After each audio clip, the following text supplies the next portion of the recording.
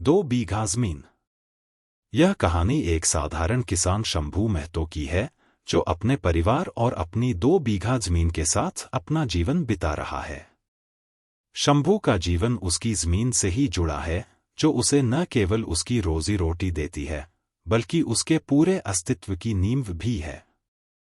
परंतु यह कहानी केवल एक किसान की नहीं, बल्कि उन लाखों किसानों की है जो अपने हक की लड़ाई लड़ते हैं, अपने अस्तित्व को बचाने की कोशिश करते हैं। शंभू महतो बलराज साहनी पश्चिम बंगाल के एक छोटे से गांव में अपने परिवार के साथ रहता है। उसकी जमीन गांव के बीचों बीच स्थित है, जहां वह अपने छोटे से खेत में खेती करता है। शंभू की पत्नी पार्वती, निरुपा रॉय और उसका बेटा कन्हैया, रतन कुमार ही उसका परिवार है। शंभू और उसकी पत्नी दोनों ही मेहनत और ईमानदारी में विश्वास करते हैं और अपनी जमीन के साथ गहरा जुड़ाव रखते हैं।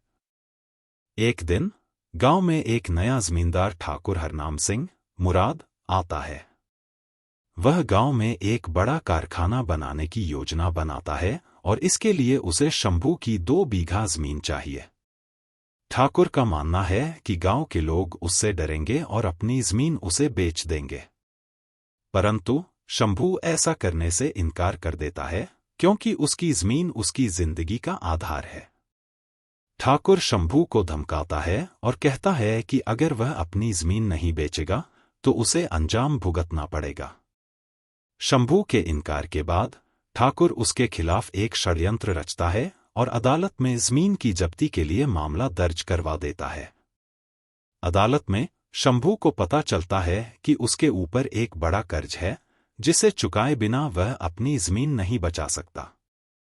उसे 6 महीने के भीतर 300 रुपए का इंतजाम करना होगा।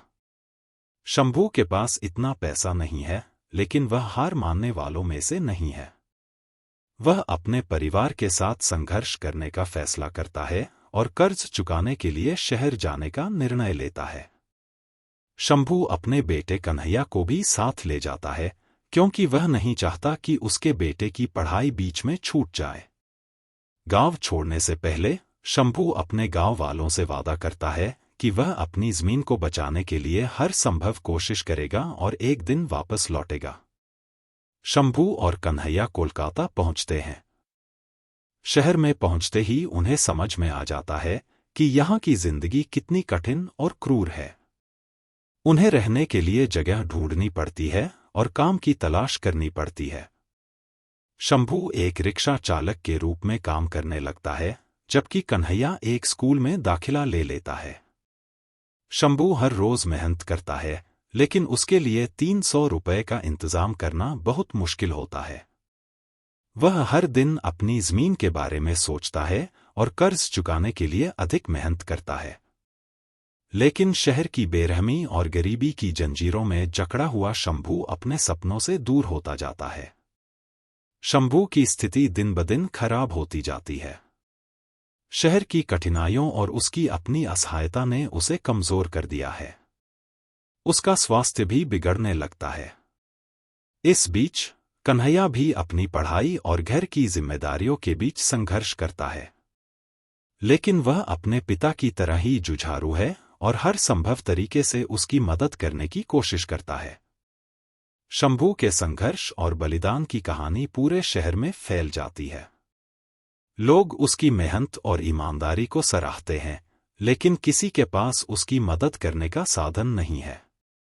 शंभू अपनी किस्मत से लड़ता रहता है, लेकिन उसकी मुश्किलें कम होने का नाम नहीं लेती। इसी बीच एक दिन शंभू की रिक्शा खींचते समय दुर्घटना हो जाती है। उसकी हालत गंभीर हो जाती है, लेकिन वह फिर भी हार नहीं मानता।